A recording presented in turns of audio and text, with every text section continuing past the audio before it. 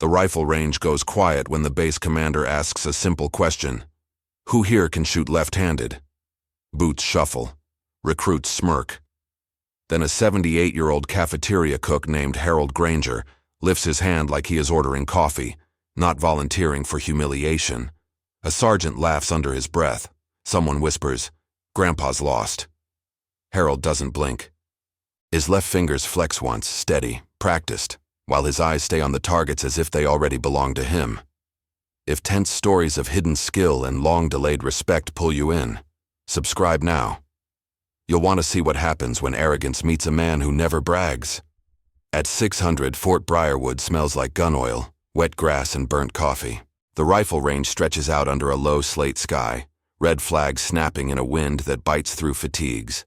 Targets sit at distance like pale coins. Somewhere behind the firing line, a loudspeaker pops and hisses, then dies. Harold Granger stands near the chow truck in a plain white apron, sleeves rolled to his forearms. His hands look too old for this place. Knotted veins. Thin scars, yet they move with careful economy as he wipes a thermos lid.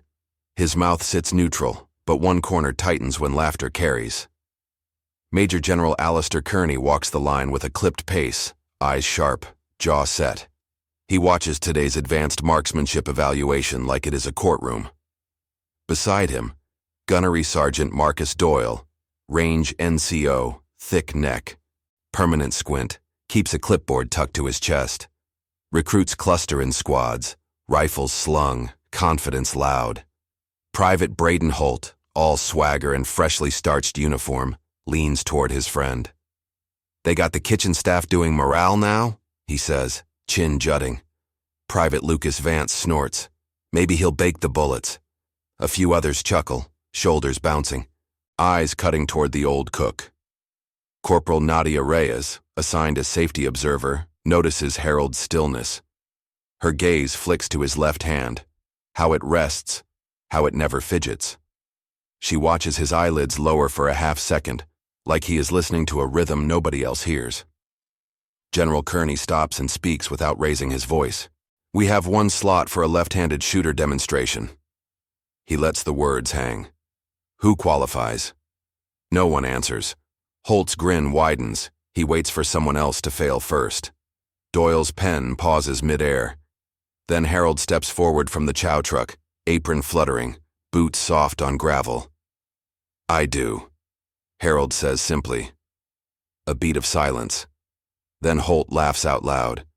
"Sir, with respect, he's the cook."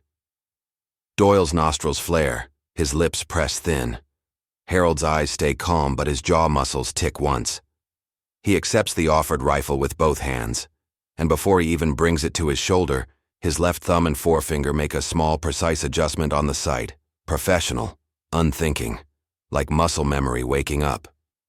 Reyes feels a chill crawl up her arms, because nobody adjusts that way unless they already know exactly where the round is going to land.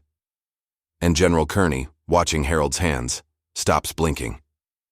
At 0612, 12 minutes after the general's question, Harold Granger stands on the firing line like a man waiting for a bus. The range air tastes metallic, and the wind drags a thin veil of grit across the concrete pads. Brass from the earlier relay glints in the grass. Downrange, steel silhouettes sway slightly on their chains, each one a promise and a threat. Gunnery Sergeant Marcus Doyle steps close enough that Harold can smell his peppermint gum. "You understand this is a demonstration slot," Doyle says, voice low, "not charity." Harold's eyes stay on the targets. A small swallow tightens his throat, then releases. "Understood." Major General Alistair Kearney raises a hand, 2 fingers, precise, and the chatter dies. "One magazine," he calls, left-handed. Same standards as the recruits, no excuses. Private Braden Holt shifts his weight with theatrical impatience. "Sir," Holt says loud enough for everyone, "if he drops it, do we get to yell 5-second rule?" Laughter ripples. Harold doesn't look back. But Corporal Nadia Reyes sees it. His left cheek lifts a millimeter, not a smile, more like a reflex of restraint. His shoulders remain squared, posture quiet, spine straight, as if it still answers to an older command. Doyle hands Harold the rifle and watches for fumbling. Instead, Harold checks the chamber with a practiced tilt. Not flashy, not slow. His left hand settles under the handguard like it belongs there. His right hand finds the pistol grip only long enough to transition. Then he swaps smoothly to a left-handed firing stance that doesn't look learned.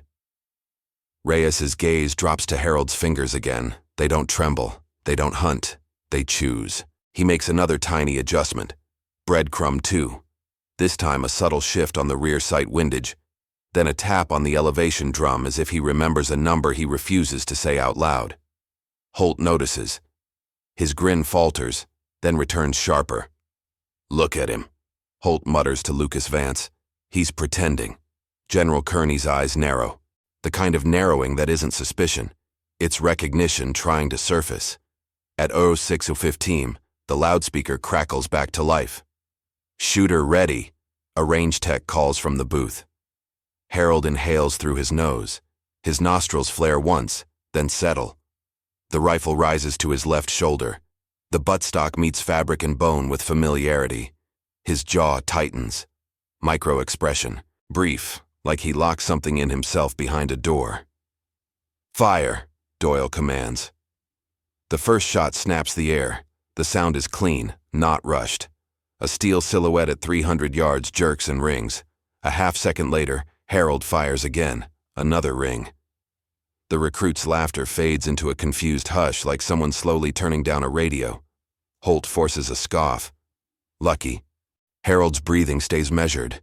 In through the nose, out through the mouth, each exhale shaving the moment thinner.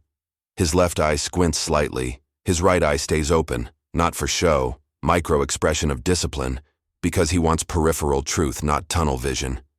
Third shot. Clang. Fourth.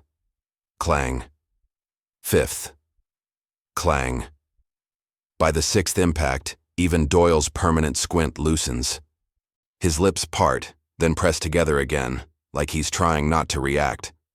He glances toward the general, and the general doesn't glance back. Kearney's focus pins downrange, as if he can see the bullet's path. Reyes looks at the recruits. One of them, Private Elise Carter, stops chewing her gum. Her eyes widen, brows lifting in slow disbelief. Another, Specialist Raymond Knox, leans forward without realizing, mouth slightly open like his body tries to get closer to an explanation. Holt steps closer to the line despite the boundary markers. "Come on," he says, voice rising. "Let him try the long targets. He can't." "Back!" Reyes snaps, palm out. Her tone hardens. Her eyes flash. Holt freezes, then retreats with a stiff, embarrassed blink. Doyle raises his voice, as if to prove he's still in control. "Move to 450, he orders. The range tech flips the next set. Farther steel, smaller silhouette, less forgiving. Harold doesn't roll his shoulders or shake his hands like the recruits do when they feel pressure. He simply reseats his cheek weld, and his left thumb traces the rifle's edge in a tiny, unconscious pattern, breadcrumb 3, like he's confirming a scar that isn't visible. At 06:18, he fires at 450. The steel sings again. A murmur spreads through the squad line, not laughter now, something closer to reverence, or fear of being wrong. Holt's face changes, his nostrils flare, and his smile collapses into a tight line. He blinks faster than necessary, as if blinking can erase what he just witnessed. General Kearney takes one step forward. The gravel crunch is loud in the silence. His voice drops, quiet, but absolute. "Mr. Granger," he says, "where did you learn to shoot like that?" Harold keeps the rifle shouldered for a beat longer. His eyes stay downrange. Then he lowers it carefully, as if setting something dangerous back to sleep. A faint tremor touches his lower lip, micro-expression of contained memory. Then disappears. "I learned," Harold says, "when missing meant someone didn't come home." The wind snaps the red flags harder. Somewhere near the booth, a radio squawks and cuts off mid-word. Doyle looks between the general and the cook, suddenly uncertain who outranks whom in this moment. "Sir," Doyle begins, voice tight. "I can run the next distance, but—" General Kearney lifts his hand again, stopping him. His eyes don't leave Harold. "No," he says. "Not yet." Holt swallows, throat bobbing. "This is a stunt," he whispers, but there's no conviction left. Harold stands with the rifle held safely, muzzle down, posture steady, and for the first time his gaze shifts, just slightly toward the general. His pupils look darker than they should in the morning light. "In moments," Kearney says, voice edged with something personal, "we're going to find out exactly who you are." And Harold's left fingers flex once more, slow, deliberate, as if he already knows what name is about to crawl out of the past. At 0621, the range feels suddenly narrower, like the air itself leans in. The wind still stings, but the sound changes, less banter, more waiting. Beyond the berm, pine trees bow and hiss, needles shivering as if they remember other gunfire. Harold Granger stands with the rifle angled down, white apron fluttering against his legs, and the clean smell of cafeteria starch mixes with powder and wet earth. His face stays composed, yet the skin under his left eye tightens a fraction, micro-expression of vigilance, like a watchful habit returning. General Alistair Kearney steps closer, boots slow on gravel. He does not bark. He studies Harold's hands the way a seasoned man studies a map. "That sight adjustment," Kearney says, quiet enough that only Doyle and Reyes catch it. "You did it before you even mounted the rifle." Harold's throat moves once. He answers without pride. "If the wind is cutting right to left, you don't argue with it." Gunnery Sergeant Marcus Doyle shifts his clipboard, suddenly too aware of his own breathing. His brow creases, micro-expression of recalibration, as if he is updating a file he never knew existed. Corporal Nadia Reyes keeps her safety stance, but her eyes soften. She watches Harold like she's seeing an elder in uniform instead of an employee in an apron. 2 hours before, Harold stands in the base kitchen under fluorescent lights that hum like insects. Steam crawls from industrial kettles. Bacon crackles. A tray of eggs slides under a warming lamp, and the scent is heavy. Salt, grease, sanitizer, bread. Harold's left hand moves faster than his right. Not shaking, not careful in the way old age is careful. Careful in the way training is careful. He slices fruit with a rhythm that never wastes motion. A young private drops a spoon, and the clang makes Harold's jaw set for a heartbeat, micro-expression of reflex before he forces it loose again. A kitchen worker, Maria Ellington, leans near the coffee urn and murmurs, "You're up early as always." "Habit," Harold says. She glances at a small, worn leather strip on a cord tucked beneath his t-shirt collar. It peeks out when he reaches. Not a cross, not a dog tag. Something darker, flatter, old. Harold's fingers cover it instantly. Breadcrumb 4, like a man closing a door with his palm. Maria notices, then pretends she doesn't. In this place, privacy is another kind of respect. Back on the range, the general's gaze does not soften. It sharpens. "Where did you learn to read wind like that?" Kearney asks. Harold's eyes stay downrange, but the morning light seems to fall through him. "In a country that smells like rain and rot," he says, voice low, "where the air sticks to you and every sound lies. The world tilts, and the past sits up. In 1969, the jungle presses close, hot and wet, alive with insects that buzz like broken wires. Leaves glisten. Mud sucks at boots. Harold, much younger, leaner, rests in a hide so cramped his ribs ache against his gear. His cheek weld is perfect. His left shoulder bears the rifle like it's welded there. He does not speak. Words carry. Beside him, a spotter with a cigarette tucked behind one ear whispers, "You sure you want left side today?" Harold's mouth barely moves. Right shoulder's bruised. "Still doing that ghost thing," the spotter murmurs, half amused, half awed. Harold's eyelids narrow, micro-expression of restrained focus, and he watches a distant tree line where movement is more felt than seen. The rifle's metal is warm. The scope glass fogs for a second, then clears as he controls his breath. He makes the same tiny windage correction he makes on Fort Briarwood's range, only here the cost of being wrong is blood. A radio crackles somewhere far off, then dies. The spotter's voice drops to a thread. "They're coming," Harold exhales. Then we don't miss. A single shot breaks the jungle. Somewhere, a figure drops before it even understands it is seen.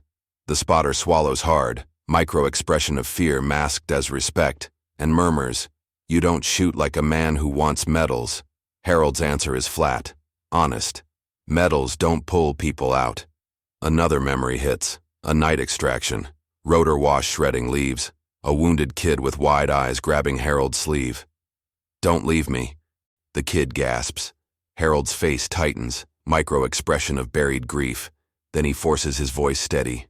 "I'm here. Look at me. Breathe."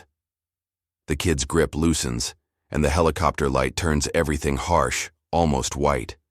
Harold remembers the weight of that hand more than the weight of any rifle. The past does not make him proud. It makes him quiet. Because when a person survives the kind of precision that ends lives, he often spends the rest of his life trying to build something gentler. Pancakes, coffee, routine, anything that feels like repair. That is the lie people misunderstand. Silence isn't emptiness. Sometimes silence is discipline. Sometimes it is penance. Sometimes it is the only way to carry what you did and still show up to serve breakfast with steady hands. While Harold Granger's story is fictional, Vietnam-era sniper training and veteran readjustment reflect documented realities. U.S. ground combat in Vietnam escalates after the Gulf of Tonkin Resolution, 1964, and continues until U.S. forces withdraw in 1973. Many Vietnam veterans face long-term psychological strain. The VA recognizes PTSD as a diagnosis in 1980 after its inclusion in DSM-III, American Psychiatric Association. Studies consistently link combat exposure to higher PTSD risk, underscoring the need for ongoing support and reform. At 06:24, the wind shifts again. Harold feels it on his cheek before he sees the flags respond.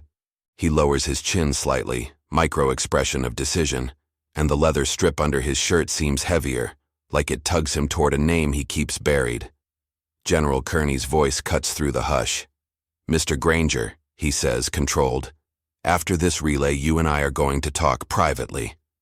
Doyle's eyes flick to Harold's left hand, then to the general's insignia. His swallow is audible, micro-expression of unease. Harold nods once. "Yes, sir." And as the recruits stare, confused and suddenly cautious, Harold's left fingers curl, then relax, slow and deliberate, like he is bracing for the one thing he never wants served back to him, recognition. At 06:29, the range feels like a chapel built out of concrete and rules. The slate sky presses low. Damp wind threads through hearing protection and collar seams, carrying the sharp scent of burned powder, wet pine, and the faint cafeteria sweetness of cinnamon drifting from the chow truck. Brass casings sparkle like cold coins near the firing line.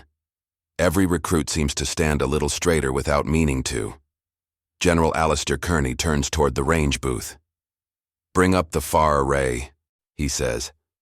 Gunnery Sergeant Marcus Doyle hesitates just a blink too long, then snaps, "Control, far array, 600.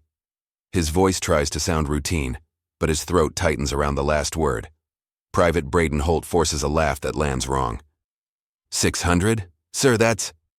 He stops when Kearney's gaze cuts across him like a blade. Holt's smile twitches, then hardens into a brittle line, micro-expression of panic disguised as bravado. Corporal Nadia Reyes watches Harold Granger's profile. The old cook's face stays calm, but a small muscle near his jaw pulses once, micro-expression of loaded restraint, like a memory taps from inside a locked room. At 06:31, the steel silhouettes at 600 yards rise. Smaller, harsher, less like targets, more like accusations. Doyle steps in closer, lowering his voice. "Mr. Granger, that's a difficult distance on irons. You want an optic?" Harold's eyes stay downrange. "No," he says. One word. Clean. Doyle's nostrils flare. "You understand the wind is quartering." Harold lifts his left hand, not to argue, only to feel the air. His fingers hover, then settle. His lips press together. Then release, micro-expression of calculation. He takes the rifle and, before his cheek even touches the stock, he makes a tiny correction on the sight. Breadcrumb 5. So confident it looks like he's turning a familiar doorknob in his own house. Reyes's stomach tightens. That touch isn't guessing. That touch is remembering a number. "Shooter ready?" the booth calls. The recruits lean forward as if pulled by a string. Specialist Raymond knocks his mouth open slightly without sound. Private Elise Carter's brows lift, then draw together. Micro-expression of disbelief trying to become understanding. General Kearney lifts 2 fingers again. "Fire when ready." Harold settles into a left-handed stance that looks older than the base itself. Shoulders squared, spine tall, head angled just enough to lock the sight picture. He inhales through his nose, slow. His left eye narrows. His right eye stays open. His breath leaves in a thin stream. The shot cracks. For a split second, nothing happens. Then the far steel snaps and sings. A sound slips through the line, not laughter, not praise, a collective exhale. Doyle's eyes widen, then clamp down, micro-expression of shock forcibly contained. Holt blurts, "No way, that's luck." Harold fires again. Clang. Again. Clang. At 06:33, on the 4th hit, Kearney takes a step forward. Gravel crunches. His face shifts, almost imperceptibly. Micro-expression of recognition turning into certainty. He doesn't look at the targets now. He looks at Harold's hands. Doyle's clipboard lowers by 2 inches, forgotten.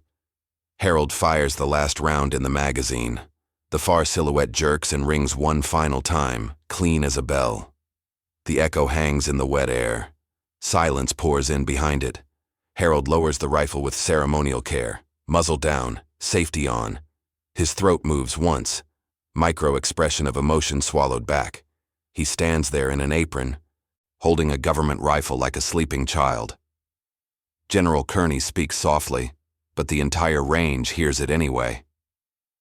"That correction you make before you mount the weapon," he says. "You do it like a man who has done it under fire." Holt scoffs again, but it comes out thin. "Sir, he's a cook. He probably—" Holt's voice cuts off as Reyes turns and pins him with a stare. Her lips tighten, micro-expression of warning.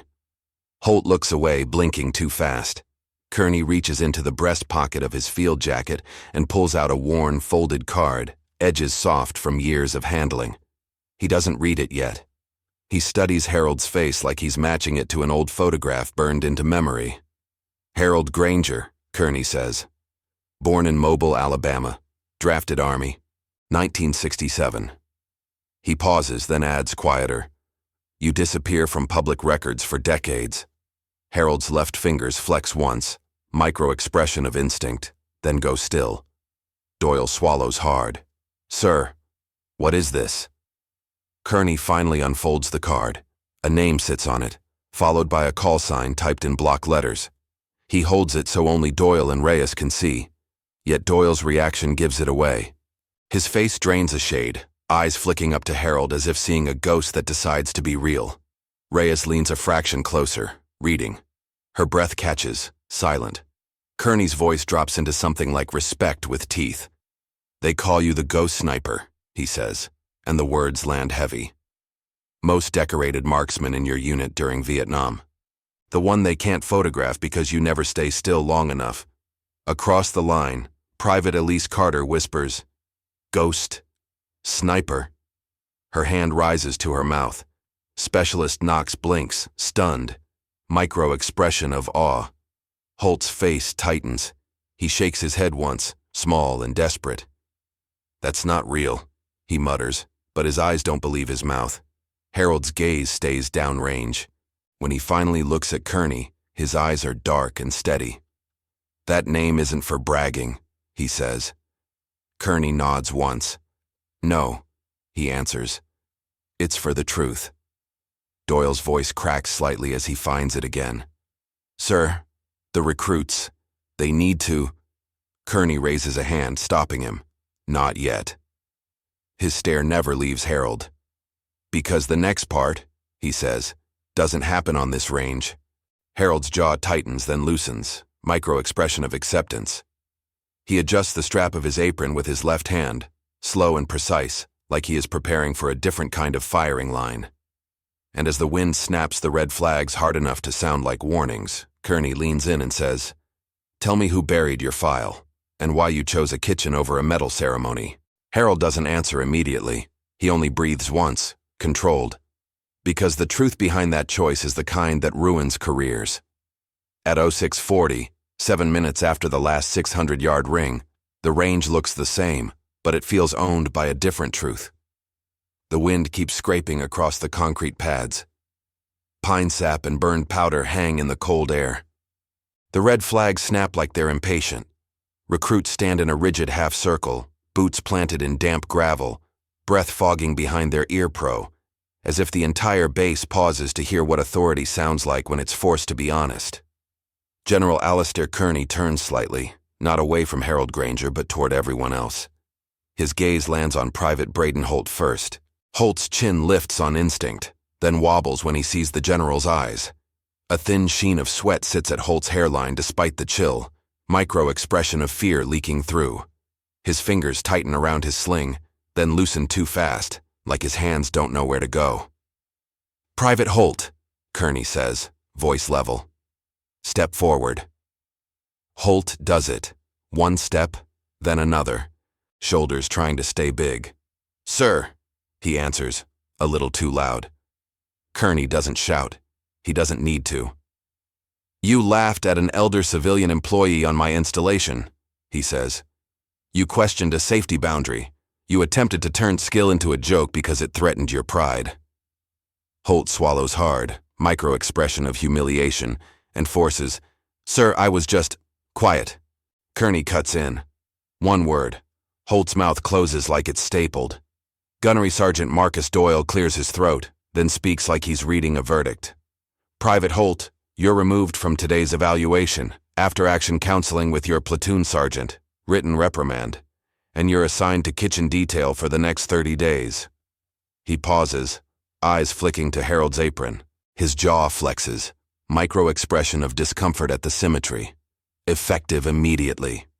A ripple moves through the recruits, not laughter, not pity. Something colder, recognition. Specialist Raymond Knox's eyebrows lift, then settle. Micro-expression of respect locking into place. Private Elise Carter exhales like she's been holding air for an hour. Holt's face reddens, but there's nowhere for anger to land. His eyes dart to Harold, searching for a reaction he can fight. Harold gives him none. Harold's expression stays calm, almost gentle. Micro-expression of restraint as compassion, not victory. Corporal Nadia Reyes steps in, voice steady. "Sir, I'll escort him."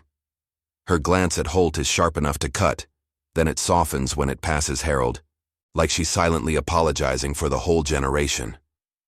Holt walks off stiffly, boots crunching too loud. On his last step past the chow truck, he mutters, barely audible, "I didn't know." Harold finally speaks, quiet and flat. "That's why you watch your mouth." At 0648, Kearney gestures toward the range office trailer. "Mr. Granger, Sergeant Doyle, Corporal Reyes, inside." The trailer smells like stale paper, instant coffee, and heater dust. A battered wall clock ticks too loudly. A corkboard holds qualification charts and old photos that nobody looks at anymore. Harold stands near the doorway, hands at his sides, apron still on as if he refuses to dress this moment up. His lower eyelid tightens, micro-expression of readiness, because he knows conversations can be deadlier than rifles. Kearney sets the worn card on the metal desk. "Your file gets buried," he says. "Not lost, buried. And somebody at personnel seals it with a classification stamp that doesn't belong on a marksman's record." Doyle's squint deepens. "Sir, who has authority to do that?" Kearney looks at Harold. "That's what I'm asking him." Harold breathes in through his nose, controlled. His left hand drifts to his collar, stops just short of the leather strip under his shirt, micro-expression of memory trying to surface, then being pushed down. "A captain named Everett Langford," he says. The name lands like a spent casing on steel. He doesn't want a ghost sniper talked about. He wants a ghost. Rhea's eyes narrow. Why? Harold's gaze stays steady, but his mouth tightens, then releases, micro-expression of an old moral injury reopening. Because there's a mission, he says, that never makes it into the speeches. We follow an order that smells wrong. People die who aren't supposed to exist on paper. He lets that sit. Langford signs the cleanup. I refuse to sign my part. Doyle whispers almost to himself, you go quiet on purpose. Harold nods once. I choose a kitchen because it's honest work, because it feeds kids who haven't learned how ugly obedience can get. He glances at Kearney, and because if my name resurfaces, his does too. Kearney's jaw hardens, micro-expression of protective anger, and he reaches for the desk phone. Then we don't just resurface it, he says. We exhume it. At 07:05, the base legal officer, Captain Lillian Hartwell, arrives in crisp uniform, eyes alert. She listens without interrupting, pen moving only when it matters. When Harold finishes, Hartwell looks at Kearney.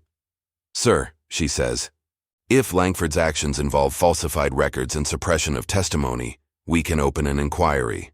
Today. Kearney nods. Do it.